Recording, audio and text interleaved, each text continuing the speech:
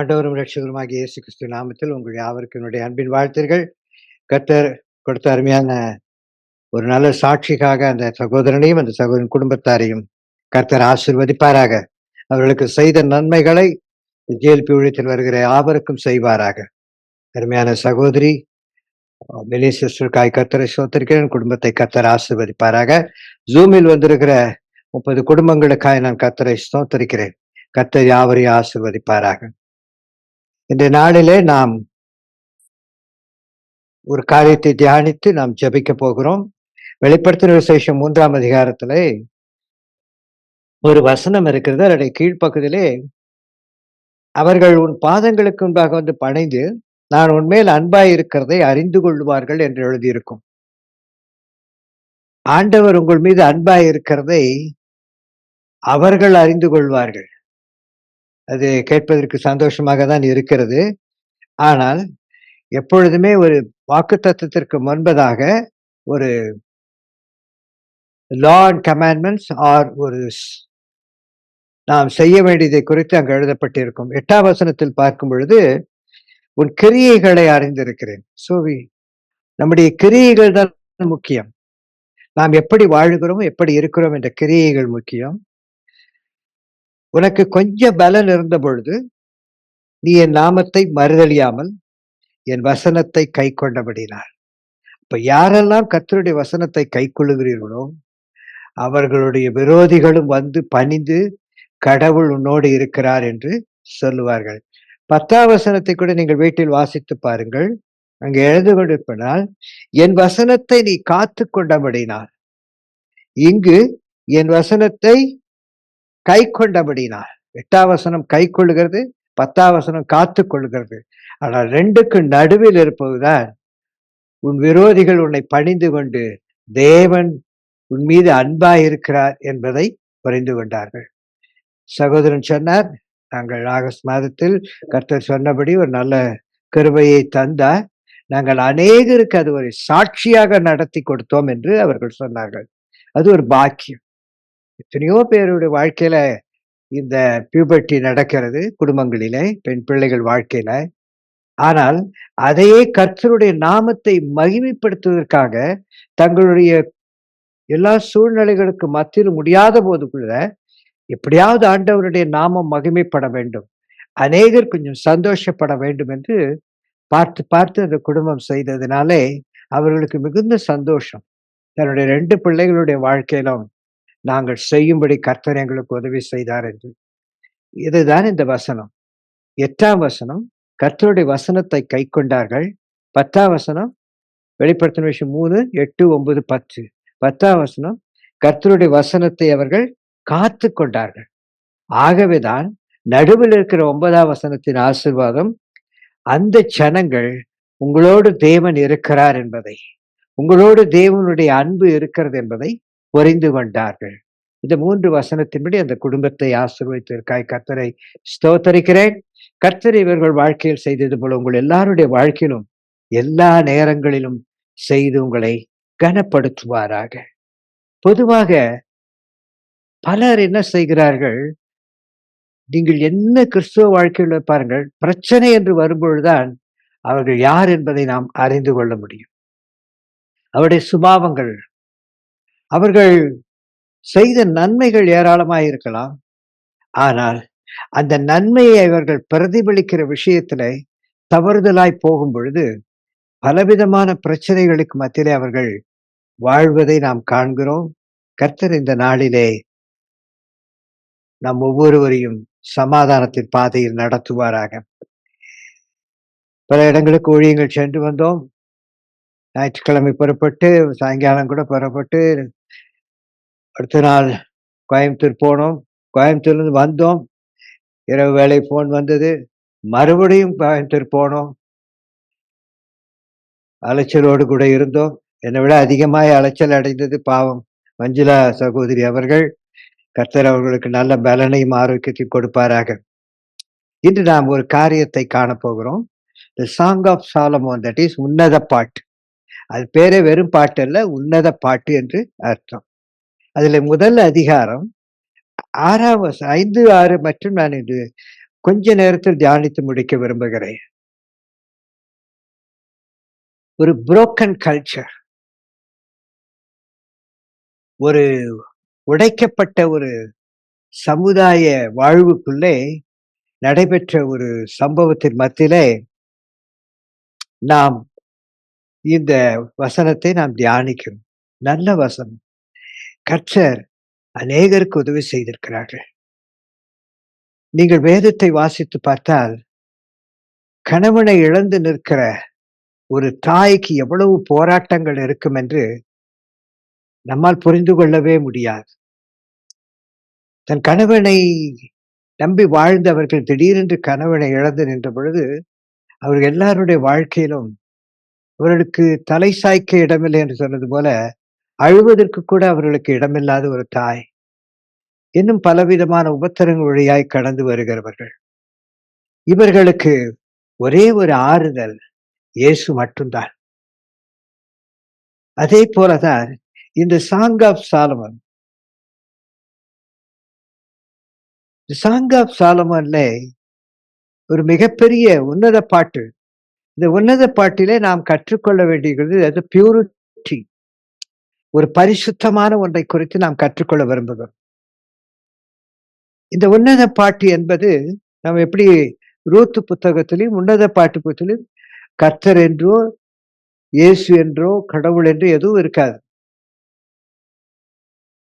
Ruth எப்படி அவருடைய வாழ்க்கையான எஸ்தருடைய புஸ்தகத்திலும் உன்னத பாட்டு புஸ்தகத்திலும் கடவுளுடைய பெயரோ கடவுள் என்ற வார்த்தையோ இயேசு என்பதை பற்றியோ ஒன்றுமே இருக்காது. ஆனால் இந்த 2 பகுதியிலும் பார்த்தீங்கன்னா கொஞ்சம் வித்தியாசமா இருக்கும். அதிலும் உன்னத பாட்டுல நாம் அதை தியானித்தோம்னால் ஆச்சரியமா இருக்கும். பலர் இந்த உன்னத பாட்டு, வெளிப்படுத்தின விசேஷம் இதெல்லாம் ஒரு பெருசா எடுத்துக்க மாட்டாங்களே. இஸ்ரேல் தேசத்துல என்ன பண்ணுவாங்கன்னா, இந்த உன்னத பாட்ட பிள்ளைகளுக்கு ஒரு 11 வயது 10 வயது வர வரைக்கும் அதை கற்றுக் கொடுக்க மாட்டார்கள். படிக்கவும் விட மாட்டார்கள். அது ஒரு ரொமான்டிக் இருக்கும். சில அன்பின் வெளிப்பாடுகளைப் போலலாம் காணப்படும். ஆனால் வேதத்தின் அடிப்படையே உன்னத பாட்டு தான் என்பதை நாம் புரிந்து கொள்ளலாம். பல நீதிமொழிகளை படிங்கள், அதை படிங்கள் என்று ஆலோசனை சொல்லுவார்கள். ஆனா வேத புத்தகத்தை முழுவதும் படிக்க வேண்டும். ஆனால் இயேசுவினுடைய ஒரு அடிப்படையான அந்த பேசிக் உன்னத பாட்டிலே இருப்பதை நாம் காண்கிறோம். இந்த உன்னத பாட்டிலே தான் இந்த நீங்கள் உன்னத பாட்டில் 6ஆம் அதிகாரம் 13 பார்த்தா சூலேமியாள் அவளுடைய பெயர். அவள் தன்னுடைய 8ஆம் அதிகாரத்துல வாசிக்கும் பொழுது அவள் தன்னுடைய தாயோடு வாழுகிறாள். அவளுக்கு 2 சகோதரர்கள் இருந்தார்கள். 1 6 8 1 8 நீங்கள் வாசிக்கலாம். அவள் வாழ்ந்த அந்த அந்த சூனேம் என்ற ஊரில் இருந்தபடினால அவளுக்கு அந்த பெயர் கொடுக்கப்பட்டிருக்கிறது. She is the only daughter. 6ஆம் அதிகாரம் 9ஆம் வசனத்தின்படி they have ஒரு பெரிய தோட்டத்தை அவர்கள் வைத்திருந்தார்கள் என்று நாம் 1 6 12 இவைகளிலெல்லாம் வாசிக்கலாம். இந்த ஒரு சம்பவம் நாம் இதை தியானிக்கும் பொழுது ஒரு ஆச்சரியமா இருக்கும். அதனால் 1ஆம் அதிகாரத்து கடைசி வரைக்கும் தியானித்தோம்னா நம்முடைய ஜீவன் இருக்கும் வரைக்கும் வாழ்த்து கொண்டே இருக்கலாம். இன்று 5ஐ மட்டும் நாம் பேச போகிறோம். இதுல ரொம்ப நல்லா கவனிக்க வேண்டியது என்றால், இந்த பெண்ணானவள் வாழ்க்கையிலே தான் பெற்ற மிகப்பெரிய ஆசீர்வாதத்திற்கு அடிப்படை அவளிடத்திலே காணப்பட்ட 3 காரியங்கள். 1, she was obedient. அவள் மிகவும் கீழ்ப்படிதல் உள்ளவளாய் இருந்தாள். 2வது, அவள் செல்ஃபிஷாக வாழவில்லை, தனக்கென்று இல்லை. 3வதாக ஹார்ட் ஒர்க்கிங், தினம் மிகவும் பிரயாசப்பட்டுக் கொள்ளுகிற ஒரு அருமையான பெண்ணாய் இருந்தாள். அதனாலே அவள் பெற்றுக்கொண்டது இயேசு என்ற மணாளனை போல அவள் பெற்றுக்கொண்ட த கிங் ஆஃப் சாலமோன் என்று அந்த சம்பவங்கள் அங்கு இருக்கும். இது இஸ்ரேல் படிக்கும் பொழுது அவள் ஒரு கிராமத்து பெண்ணாய் இருந்தாள் என்று இந்த உன்னத பாட்டையெல்லாம் நீங்க சரியா படித்தீங்கன்னா, அவர் வில்லேஜ்ல வினியாட், அவளுக்கென்று ஒரு கிராமத்து பெண்ணாய் அவள் நார்மலாக வாழ்ந்து கொண்டிருக்கிற ஒரு பெண்ணாய் இருந்தாள். இந்த சாலமோன் ராஜா அவன் ஒரு மேய்ப்பனாக, நம்ம எப்படி லீவ்ல சம்மர்ல எல்லாம் தாய் வீட்டுக்கு போறோமோ அது மாதிரி அந்த காலத்து ராஜாக்கள் என்ன பண்ணுவாங்க, காடுகளுக்கு வேட்டையாட போவாங்க. லீவ்ல எல்லாம் வேறு ஒரு பிரதேசத்தில் ஓய்வு எடுக்கும்படி வித்தியாசமாய் போவார்கள். தங்கள் ராஜாவாய் போக மாட்டார்கள். வேறு ஒரு மனிதர்களாய் பிரவேசிப்பார்கள். அப்படி போன இடத்தில் தான் இந்த பெண்ணுக்கும் சாலமோனுக்கும் நடந்த உரையாடல் என்று சரித்திரமும் இந்த உன்னத பாட்டில் நாம் வாசிப்பதை கருது. அவர் ஒரு மேய்ப்பனாக, சாதாரண மேய்ப்பனாகத்தான் போகிறார். அவன் ஒரு அரசனாக அவன் போகவில்லை. அவன் போகும் பொழுது அவன் பார்த்த அந்த பெண் இஸ் an ordinary girl. அவள் எப்படி இருந்தாள் என்பதை, இது இந்த சாலமோனை நம்முடைய ஆண்டவராகிய இயேசு கிறிஸ்துவும், இது சாதாரண பெண், ஒரு நம்மை போன்ற ஆண்டவரை ஏற்றுக்கொண்டவர்களும், ஏற்றுக்கொள்வதற்கு முன்பதும் ஏற்றுக்கொண்ட பின்பும் இருந்த இவைகளை கம்பாரிசனாய் கொடுக்கப்பட்ட ஒரு உன்னத பாட்டு. இந்த சாங் இது வந்து மிகப்பெரிய, இங்க வேதத்துல வாசித்து பார்த்தீங்கன்னா, ஒரு 1 ராஜாக்கள் 4:32ல அவன் 3000 நீதிமொழிகளை சொன்னான். அவனுடைய பாட்டுகள் மட்டும் 1005 பாட்டு பாடினான். உன்னத பாட்டுன்னு சொல்றோம்ல. இந்த மாதிரி 1005 பாட்டுகளை பாடினான் என்று அதில் எழுதப்பட்டிருக்கும். அவனுடைய நீதிமொழிகள் 3000 என்று எழுதப்பட்டிருக்கிறது. and this was the greatest song of songs. அதாவது இந்த உன்னத பாட்டு என்பது 1005 பாட்டுகளிலே மிக சிறந்த ஒரு பாட்டு தான் உன்னத பாட்டு. அதிலே அவள் சொல்லுகிற அந்த வார்த்தை தான் ஆச்சரியமாயிருக்கும். அதிலே உன்னத பாட்டு 1ஆம் அதிகாரம் 6ஆம் வசனத்திலே முதலாவது அவள் சொல்லுகிறாள், நான் கருப்பாய் இருக்கிறேன். ஐ am dark. நான் கருப்பாய் இருக்கிறேன். It's not ordinary. நாம எதையுமே லிட்ரலா பார்த்தோன்னா, அப்ப கருப்பா இருக்கிறவங்கலாம் பாவிகள், சிவப்பா இருக்கிறவங்கலாம் பரிசுத்தவான்கள். அப்படி அல்ல. நான் கருப்பாய் இருக்கிறேன் என்று பாராதேயுங்கள். சொல்றா, ஐ அம் an ordinary girl. நிறைய பேர் நம்மள எப்படி பார்ப்பாங்க? அழுதுட்டு இருக்கிறா, இவளுக்கு கடன் இருக்கு, இவ பாவம் செஞ்சுட்டா, இவ ஆண்டவருக்கு விரோதமா இருக்கிறா, இல்ல இவ மறுதளிச்சுட்டா, இவ ஏதோ பேசிட்டா, இவளுக்கு ஒண்ணுமே இல்ல. ஒரு ஆர்டினரி கேர்ளா தான் நம்ம எல்லாருக்கும் தென்படுகிறோம் இல்ல. சும்மா பைபிள் தூக்கிட்டு போறா, ஆனா இவளும் நம்மள மாதிரிதான் அழுதுட்டு இருக்கா. எனக்கு என்ன ஒரு 50,000 கடன், அவளுக்கு பாரு 4 லட்சம் கடன் இல்ல. அப்ப அவ சொல்றா, நான் கருப்பாய் இருக்கிறேன். ஏன் நான் கருப்பாய் இருந்தேன் தெரியுமா? என் ஆண்டவருக்கு விரோதமாய் இருந்ததினாலே நான் கருப்பாய் இருக்கவில்லை. என் சூழ்நிலை, என் சூழலை அவ சொல்றா பாருங்க. அந்த வசனம் ரொம்ப அழகா இருக்கு. அந்த 6ஆம் வசனம் நம்முடைய சொந்த வாழ்க்கையில நமக்காக எழுதப்பட்ட ஒரு அழகான வசனம். நான் கருப்பாய் இருக்கிறேன் என்று தயவு செய்து பாராதீங்கள். அவ அந்த மெய்ப்பட்டு சொல்றா, என்னை பார்த்தா நான் ரொம்ப கருப்பாய் இருக்கிறேன் என்று பார்க்காதப்பா. ஏன் நான் கருப்பாய் இருக்கிறேன்னு சொல்றா? வெயில் என் மேற்பட்டது. The greatest thing. இது நாம் யாருமே புரிஞ்சுக்கிறது இல்ல. அவ சொல்ற, ஐ அம் டார்க். பட் நான் அன்பா இருக்கிறவ. ஆனா நான் ஏன் கருப்பா இருக்கு தெரியுமா? வெயில் என் மேல் பட்டது. அந்த வசனம் நல்லா பாருங்களேன். முதல்ல எப்படி ஆரம்பிக்குன்னா, நான் கருப்பா இருக்கிறேன் என்று பாராதேயுங்கள். Don't look. நான் கருப்பா இருக்கிறத பார்க்காதீங்க. நான் இன்னைக்கு அழுதுட்டு இருக்கேனே, நீ அதை பார்க்காதீங்க. நான் இன்றைக்கு வேதனையோடு இருக்கிறேனே, தயவு செய்து அதை பார்க்காதீர்கள். நான் ஏன் அழுகிறேன், நான் ஏன் புலம்பிக் கொண்டிருக்கிறேன், நான் ஏன் தவித்துக் கொண்டிருக்கிறேன், நான் கருப்பாய் இருக்கிறேன். பட் அதை பார்க்க, டோன்ட் லுக் அட் இட். என் அருமையான சகோதரனை செய்தி, அது ஒரு ஆச்சரியமானது. Look not upon me. என்னை நான் கருப்பாய் இருக்கிறதை பார்க்காதீங்கள். நான் ஏன் கருப்பாய் இருந்தேன் என்றால், என் மீது வெயில் என்னை கருப்பாக்கி. அதை எப்படி சொல்லுவோம்னா, பிரச்சனை எல்லாம் எனக்கு கருப்பாக்கிடுச்சு, வியாதி எல்லாம் கருப்பாக்கிடுச்சு. கடனெல்லாம் வந்து என்ன கருப்பாக்கிருச்சு. அதனால தாங்க நான் எப்பவும் அழுதவளாவே வரேன். சிரிக்க மட்டும் முடியலைங்க. Not like that. நான் கருப்பாய் இருக்கிறதின் காரணம், நீதியின் சூரியனாக இயேசு என் மீது உதித்தார். ஆமென். நான் கருப்பாய் இருப்பது உண்மைதான். ஆனால் அவர் என் மீது உதித்தபடினாலே, அவருடைய வல்லமை என் மீது இறங்கினபடினாலே, அவருடைய மகிமை என் மீது இறங்கி இருக்கிறபடினாலே, மற்றவர்களை விற்று நான் தனித்தவளாய் காணப்படுகிறேன். அவளுடைய கருப்புக்கும் என்னுடைய கருப்புக்கும் வித்தியாசம் இருக்கிறது. அல்லது அவளுடைய சிகப்புக்கும் என்னுடைய கருப்புக்கும் வித்தியாசமாய் இருக்கிறது. பழைய ஏற்பாட்டிலே அல்லது இஸ்ரவேல் காலங்களில் எல்லாம் பார்க்கும்போது, சிகப்பா இருக்கிறவங்க, கருப்பா இருக்கிறவங்க எங்க போனாலும் பிரச்சனை. அமெரிக்கால ஒரு காலத்துல ஆபிரகாம் லிங்கன் வந்துதான் அதை முறியடிக்கிறத நாம் பார்த்தோம். எங்குமே இந்த கருப்பாளர்களை கண்டா சிவப்பாளர்களுக்கு ஆவறதே இல்ல.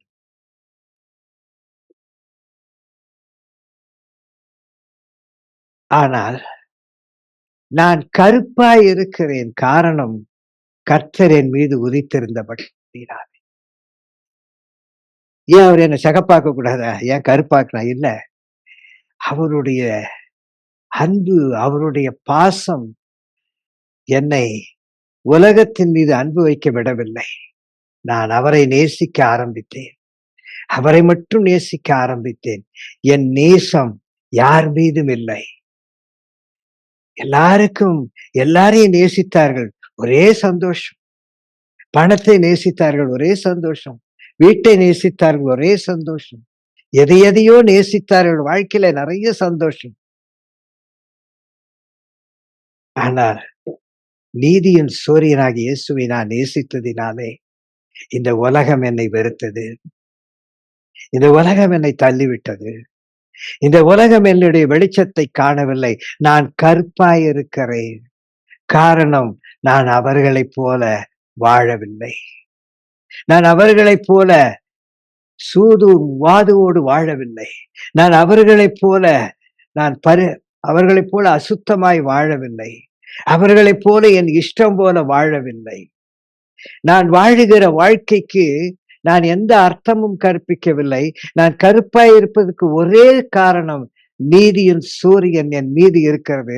ஆனால் அவள் சொல்லுகிறாள், அவனாலே நான் கருப்பானேன், இவளாலே நான் கருப்பானேன், குடும்பத்தாலே கருப்பானேன், சூழ்நிலையாலே கருப்பானேன், நான் தவறுவதற்கு மற்றவர்கள் தான் காரணம் என்று சொல்லுகிற ஒரு உலகத்தில் நாம் வாழ்ந்து கொண்டிருக்கோம். நாமும் அப்படித்தான் சில சமயங்கள் சொல்லிக் கொண்டிருக்கிறோம். ஆனால் நீ எல்லாராலும் தள்ளி வைக்கப்பட்டதின் காரணம், நீ எல்லாரை விட வித்தியாசமாய் இருக்கிறது காரணம், நீதியின் சூரியன் உன் மீது இருக்கிறது. என்னை பார்த்தால் உமக்கு கருப்பாய் தெரிகிறதே மெய்ப்பனே, நான் ஏன் கருப்பானேன்? என் ஆண்டவர் மீது நான் அன்பு வைத்திருந்தேன். என் ஆண்டவருக்காக நான் தனிமைப்படுத்த விட்டேன். போகிற வருகிறவன் என் மீது காரி துப்பினான். வேதம் சொல்லுகிறது, அவர் வெளிச்சமாயிருந்தார். ஆனால் அந்த வெளிச்சத்தை என்ன செய்தார்கள்? அவர் மீது காரி துப்பினார்கள். அவர் முகம் அந்தகாரம் அடைந்தது. வேதம் சொல்லு, இயேசுவை எந்த அளவுக்கு வேதனைப்படுத்த வேண்டுமோ அந்த அளவுக்கு வேதனைப்படுத்தினார்கள். அவருடைய சரீரத்தை குற்றினாய். அவருடைய சரீரத்தில் காயங்கள் ஏற்பட்டது. காயம் என்ன ரொம்ப அழகா இருக்குமா பாக்குறதுக்கு? ஐயோ, உங்க நெத்தியில ஒரு காயம் இருக்குதுங்க, அழகா இருக்குன்னா சொல்லுவாங்க. என்ன காயம்? இயேசுவின் சரீரம் முழுவதும் காயங்கள். அந்த சிவந்த உடல் கருப்பாய் மாறியது. அவருடைய ரத்தம் தோய்ந்தபடி எல்லாமே ரத்தமாய் நிற்கிறது. வெண்மை சிகப்பாய் மாறியது. என் அன்புக்குரியவர்களே, அதுக்காக அவர் சொல்றா, நான் என் ஆண்டவருக்கு உண்மையாய் வாழ்ந்தேன், கீழ்ப்படிந்து வாழ்ந்தேன். நான் மனிதனுக்கு பயந்து வாழவில்லை, நான் கர்த்தருக்கு பயந்து வாழ்ந்தேன். என் மேலே என்னை பார்க்கும் பொழுது I am an ordinary girl. நான் ஒரு சாதாரண மனுஷி. அவள் எல்லாரும் விசுவாசிகள் என்று சொல்லலாம். நான் சாதாரண ஒரு மனுஷி. ஆனால் பெரிய தேவன் நம்புகிறவள்.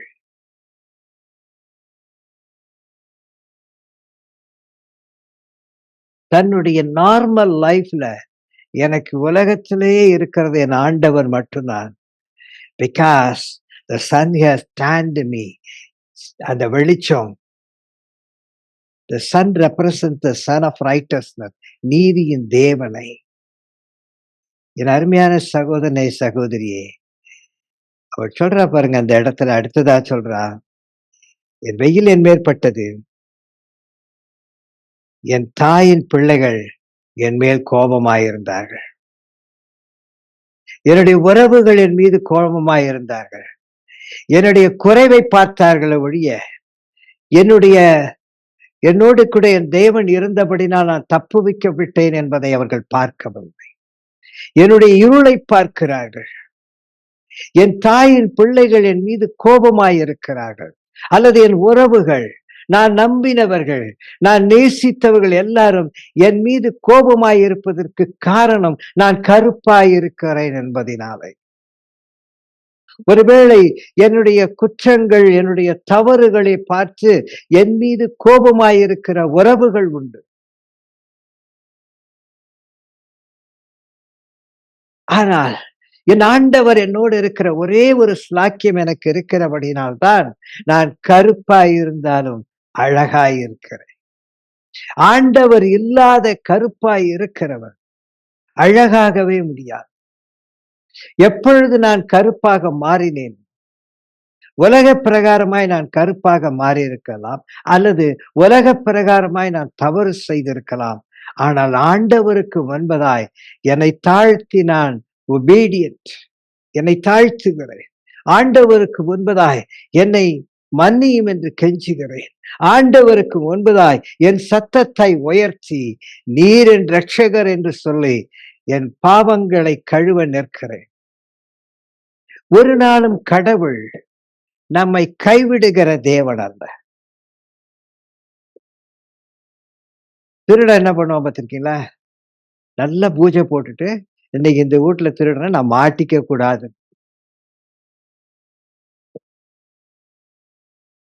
அப்ப அதை யோசித்து பாருங்க. செய்ய போவது ஒரு திருடு, அது ஒரு தவறு தானே. இவன் போய் மாட்டிக்கிட்டானா ஜெயில உட்காந்து என்ன சொல்றான்?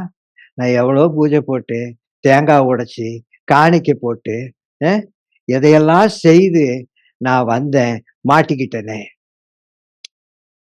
That is not a correct way of our prayer. கடவுள் அவனை மாட்டி வைக்கவில்லை, அவனே மாட்டிக்கொண்டதுதான். இதில் நாம் கற்றுக்கொள்ள வேண்டியது என்றால், என் தாயின் பிள்ளைகள் என் மேல் கோபமாயிருக்கிறார்கள். அதனால அவங்க என்ன பண்ணாங்கன்னா, என்னை திராட்சை தோட்டங்களுக்கு காவற்காரியாய் வைத்தார்கள். அதில் நாம் நிறைய பாடங்களை கற்றுக்கொள்ளலாம்.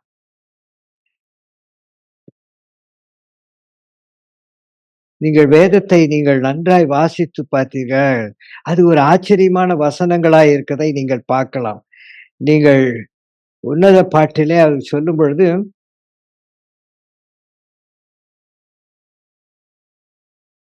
கேதார், அந்த கேதாரின் கூடாரங்களில் த டென்ட், இன்னொன்று பார்த்தீர்களானால்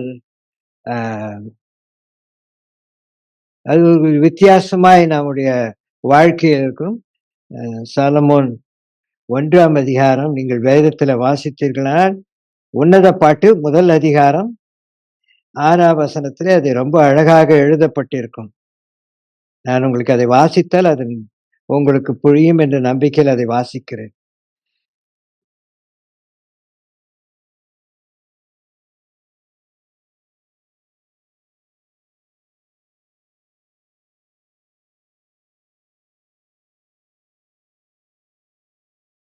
ஒரு ஆச்சரியமான ஒன்றை நாம் காணலாம்.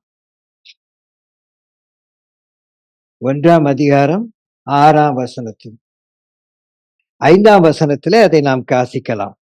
எருசலேமின் குமாரத்திகளை, முதல்ல நாம் எருசலேமின் குமாரத்திகளா இருக்க வேண்டும். கேதாரின் கூடாரங்களைப் போலும். இந்த கேதாரின் கூடாரம் என்றால், அந்நாட்களிலே சாலமோன் கட்டின ஆலயத்திலே கேதாரின் கூடாரம். அந்த கேதார் எதிலே செய்யப்படுகிறது என்றால்,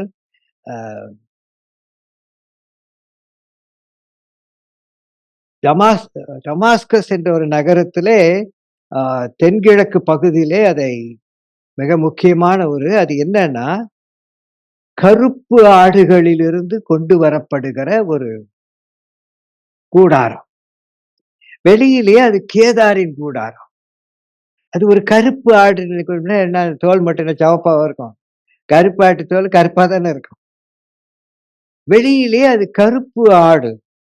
ஆனால் அடுத்த வரியை வாசித்துப் போனால் இன்னும் ஆச்சரியமா இருக்கும். சாலமோனின் திரைகளைப் போலவும் இருக்கும். சாலமோன் யாரு? மிகப்பெரிய அவருடைய கூடாரத்திலே பாருங்கள், அல்லது ஆலயத்தில் பாருங்கள், வெளியில் அது கருப்பு கேதார் என்ற ஒரு கருப்பு ஆட்டின் தோலிலே மூடப்பட்டிருப்பது பார்க்க கொஞ்சம் கஷ்டமா இருக்கும். இவ்வளோ கோடிக்கணக்கால் செலவுப்பட்ட இந்த கேதாரின் கூடாரம் வெளியிலே கருப்பாய் இருந்தாலும் உள்ளுக்குள்ளே வைரங்களும் வைரூடியங்களும் தங்கங்களும் ஜொலிக்கின்றது. சாலமோனின் திரைச்சீலைக்கும் கேதாரின் மூடு திரைக்கும் வித்தியாசம் உண்டு. அது வெளியிலே கருப்பாயிருக்கும், உள்ளுக்குள்ளே பரிசுத்தமாயிருக்கும். நீதியின் சூரியன் நிமித்தமாய் ஒருவேளை நீ கருப்பாய் இருந்தால் உன் உள்ளுக்குள்ளே நீ பரிசுத்த மனவாட்டியாய் இருப்பாள். ஏமேன், ஏமேன். அதனாலதான் அவ சொல்றா, நான் கருப்பாய் இருக்காதீங்க, பார்க்காதீங்க, என் மீது நீதியின் சூரியன் உதித்திருக்கிறது. என் தாயின் பிள்ளைகளுக்கு என் மீது கோபம், காரணம் நான் கருப்பாய் இருக்கிறேன் என்று. இதை உலக பிரகாரமாய் பார்க்கும் பொழுது கூட நான் தவறு செய்ததை மட்டும்தான் பார்ப்பார்களே தவிர என் சூழ்நிலையையும் என் வேதனைகளையும் பார்க்க யாரும் எனக்கு இல்லை. என்னை குற்றவாளி என்று சொல்ல அநேகர் உண்டு.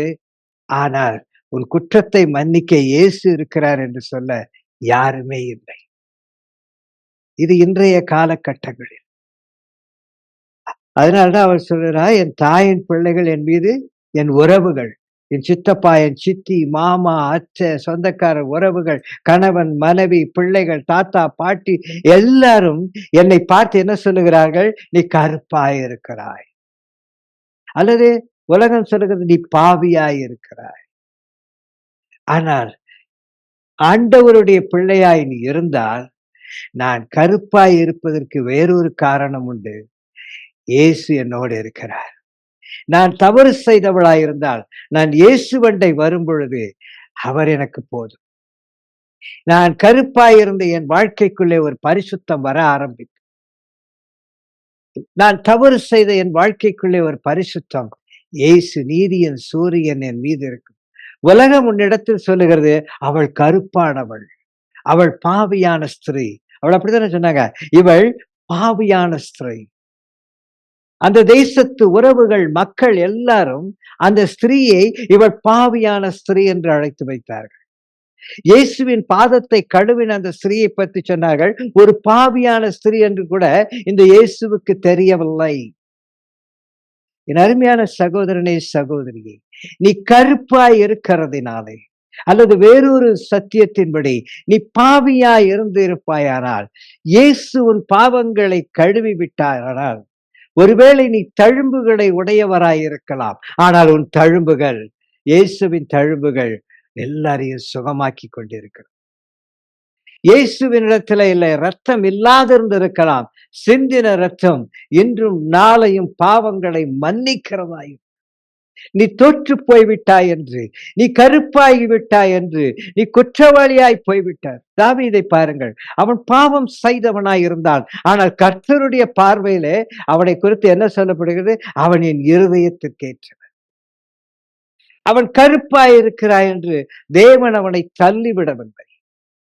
தேவன் அவனுக்கு ஒரு ஆசீர்வாதத்தை கொடுத்தார், அவனை ஆசீர்வதித்தார். அதே பத்சேபாவின் மகன் சாலமோனுக்கு தான் தேவனுடைய ஆலயத்தை கட்ட தேவன் உதவி செய்தார். அவன் அழுதான், நான் உமக்கு முன்பதாக குறை சொன்னேன், நான் உமக்கு முன்பதாய் தவறு செய்தேன். அவன் யாரிடத்திலும் போய், கணவனிடத்திலே போய், மனைவியிடத்திலே போய், பிள்ளைகளிடத்திலே போய், நான் உங்களுக்கு முன்பதாய் தவறு செய்தேன், நான் மாற்றிக்கொள்ளுகிறேன் என்று சொல்லவில்லை. தேவனிடத்தில் வந்தார். தேவனே, உமக்கு விரோதமாய் உமக்கு நலமானதை எனக்கு செய். அநேகர் என்ன சொல்வார்கள், நீர் என்னை கைவிட்டு விட்டீர் என்று. ஆனால் இவன் சொல்லுகிறான், உமக்கு பார்வைக்கு நலமானதை எனக்கு செய். நீதியின் சூரியன் அவர் மீது உதித்த பொழுது அவள் கருப்பாய் இருந்தாள். உலகத்துக்கு அவள் கருப்பு, ஆனால் தேவனுடைய பார்வையிலே அவள் உள்ளத்தில் சிகப்பாயிருந்தாள்.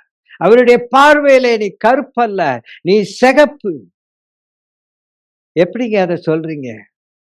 8ஆம் வசனத்தை பாத்தீங்களா? சாலமன் சொல்லுவா, ஸ்திரீகளில் ரூபவதியே. அவளே சொல்றா நான் கருப்பு. சாலமன் சொல்றா ஸ்திரீகளிலே ரூபவதி.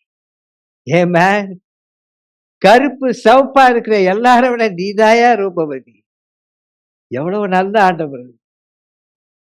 நீ அதை அறியாயாகி புரிஞ்சு கொள்ள முடியலையா?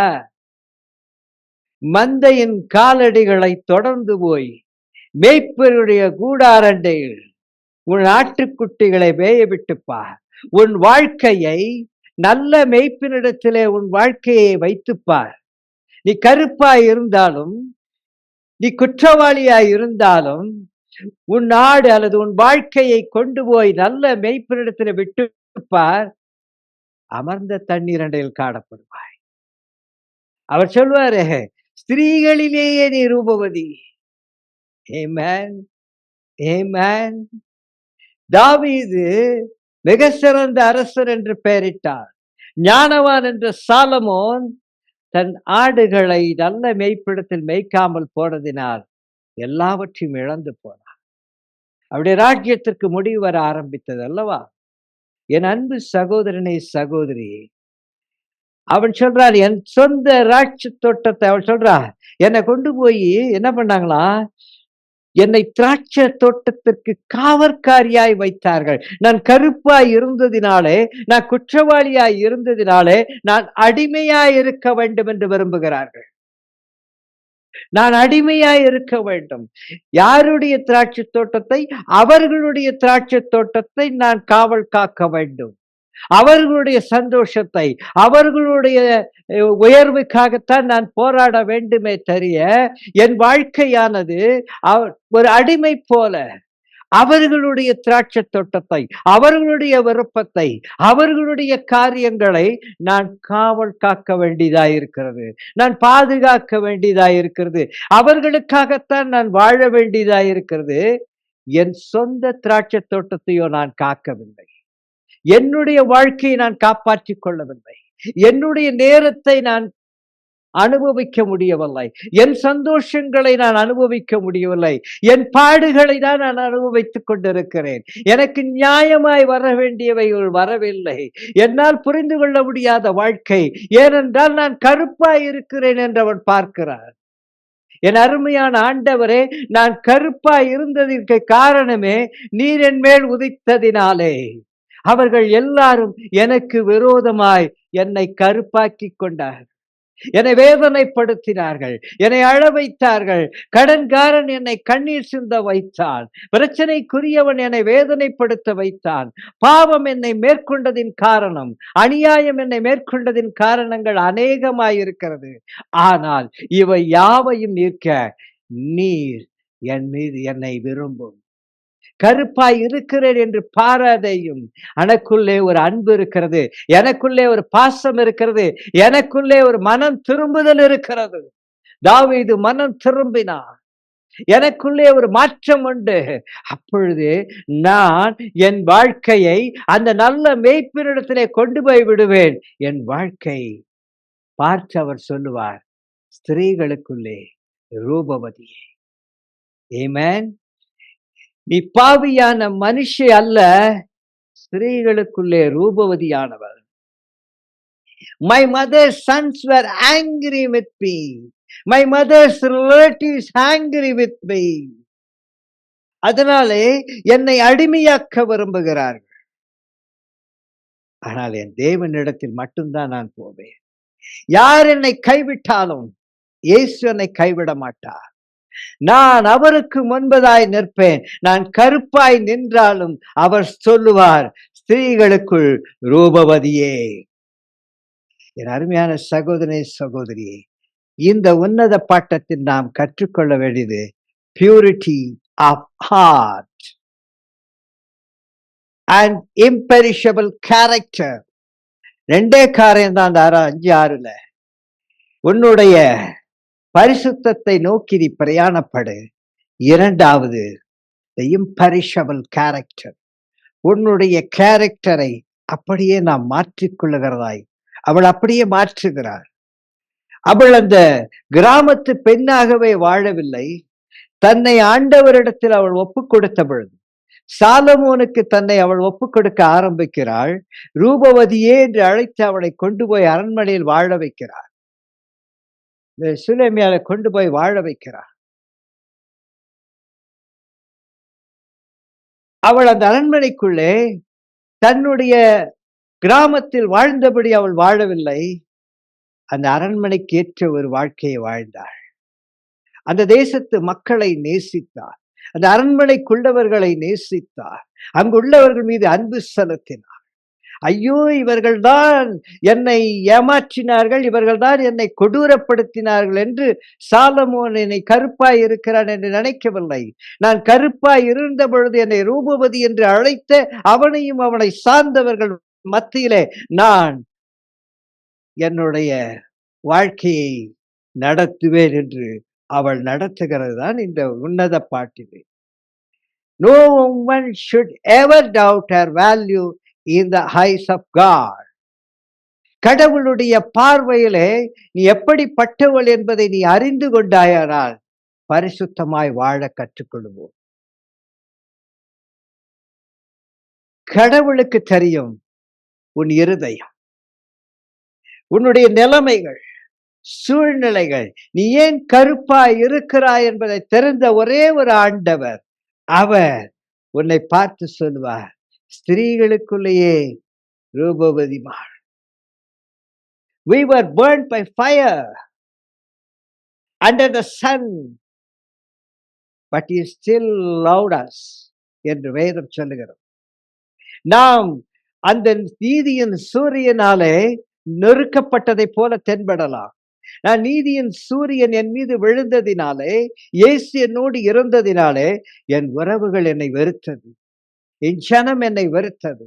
நான் பாவத்திலிருந்து மனம் திரும்பி இயேசுவோடு கூட வாழ ஆரம்பித்த பொழுது அவர் என்னை நேசித்துக் கொண்டே இருந்தார். அவர் என்னை அமர்ந்த தண்ணீரில் என்று போய் கொடுத்தார். எங்க தெரியுமா? சாலமோன் சொல்லுவா ஒரு இடத்துல, அண்டர் த ஆப்பிள் ட்ரீ, அதாவது கிச்சிலி மரத்தின் கீழே உன்னை நேசித்தேன் என்று சொல்வார். இயேசு சொல்லுகிறார், கருப்பாய் இருக்கிறேன் சகோதரியே, சகோதரனே. Jesus declared his love. அவர் தன் அன்பை எந்த மரத்துல தெரியுமா? Under the tree of Calvary. தன்னுடைய கல்வாரி மரத்திலே தன்னுடைய அன்பை உனக்கு வெளிப்படுத்துகிறார். இந்த அன்பு உன் பாவங்களை கழுவும், உன் குற்றங்களை மாற்றும். நீ ஸ்திரீகளுக்குள்ளே ரூபவதியாய் மாற்றுவார். The tree of life, an apple tree was an apple tree. ஒரு ஆப்பிள் பழத்தை சொன்னா டாக்டர் உங்க வீட்டுக்கு வரமாட்டான்னு பழமொழி சொல்லுவாங்கல்ல. The life, the life. அந்த ட்ரீ இயேசுவுக்கு ஒப்புமையாய் சொல்லப்படுகிறது. அந்த ட்ரீல இருந்து 1 Peter 2:24 அதை சொல்லப்படுகிறது பாருங்க. She owns her own vineyard. That means என்னுடைய சொந்த தோட்டத்தை, அவருடைய சொந்த தோட்டம், அவருடைய சொந்த சரீரம் கர்த்தருக்குரியதாய் மாறி இருக்க வேண்டும். என் சரீரம் என் ஆண்டவருக்குரியது. பலருடைய வாழ்க்கையில் அப்படிதான். நாங்கள் சரீரத்தை பற்றி கவலைப்படலாம். இது என்ன ஒரு சரீரம், அழிந்து போவதுதானே. பட் நம்முடைய சரீரம், நம்முடைய கேரக்டர், நம்முடைய வாழ்க்கை, நம்முடைய எண்ணங்கள் ஆண்டவருக்குரியாய் எந்த நிலையில் மாறினாலும், ஒருவேளை உலகத்திற்கு நான் கருப்பாய் காணப்பட்டாலும், என் ஆண்டவருடைய பார்வையிலே ஸ்திரீகளுக்குள்ளே நான் ரூபவதி. என் அருமையான சகோதரனை, சகோதரி, பாகால் ஆமோனிலே தான் சாலமோனுக்கு ஒரு திராட்சை ரசம் இருந்தது.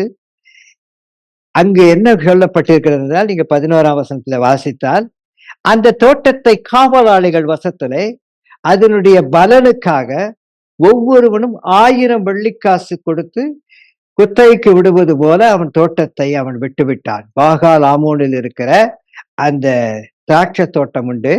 அதிலே அதை பார்த்து கொள்ளும்படி சொல்லுகிறவர்களுக்கு அவன் சொல்றான், பலனுக்காக இதுல வர எல்லா நன்மையும் நீ அனுபவி, ஆனா எனக்கு மட்டும் என்ன கொடுத்தனா 1000 வெள்ளிக்காசு ஒவ்வொருவனும் கொடுக்க வேண்டும் என்று சாலமோன் சொல்லுகிறார். ஆனால் இந்த பெண் என்ன சொல்ற தெரியுமா?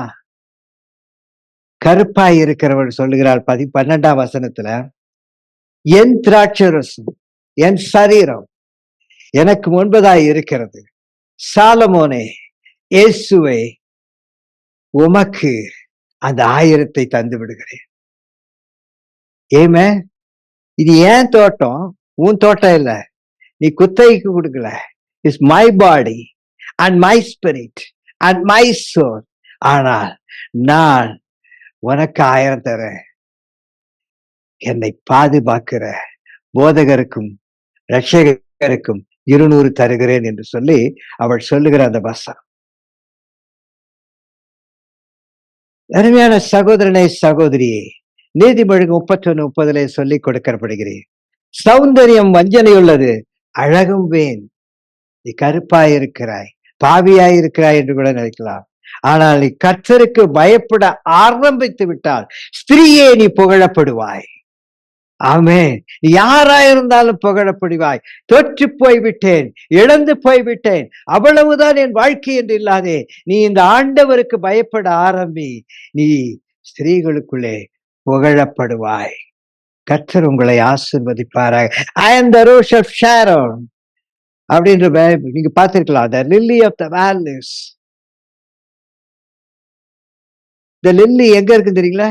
இந்த ரோஜா பூ எங்க இருக்கு தெரியுங்களா? முள்ளு நடுவுல தான் இருக்கு. கருப்பான உன் வாழ்க்கைக்குள் தான் நீ இருக்கு. ஆனால் அதிலே ஒரு ரோஜா பூக்கும், அதிலே அழகான ஒரு லில்லி பூ பூக்கும். இவைகள் தான் உன் வாழ்க்கை. உன்னை சுற்றி முட்கள் இருக்கலாம். நீ ஆண்டவருடைய பிள்ளையாய் மாறுவாயானால், ஆண்டவருடைய பிள்ளையாய் வாழ்வாயானால் நீ அழகாய் இருப்பாய். ஸ்திரீகளுக்குள்ளே ரூபவதியாய். அருமையான சகோதரனை, சகோதரியே, இந்த உன்னத பாட்டிலே நீங்கள் கற்றுக்கொள்ள வேண்டிய பாடம், நான் என் தோட்டத்தை என் சாலமோனுக்கு கொடுக்கிறேன், அல்லது இறைவனாகி இயேசுவுக்கு கொடுக்கிறேன். இந்த தோட்டத்தை இதுவரை நான் பராமரித்தேன். இல்லை ஆண்டவரே, நீர் பராமரித்த. நான் பராமரித்த விதம், ஜனங்கள் என்னை கருப்பு என்று சொன்னார்கள், பாவி என்று சொன்னார்கள். நீர் பராமரித்தால் அதிலே ஒரு ரோஸ் இருக்கும், லில்லி பூ இருக்கும். நான் ஸ்திரீகளுக்குள்ளே அழகாயிருப்பேன். ஒப்பு கொடுப்போமா?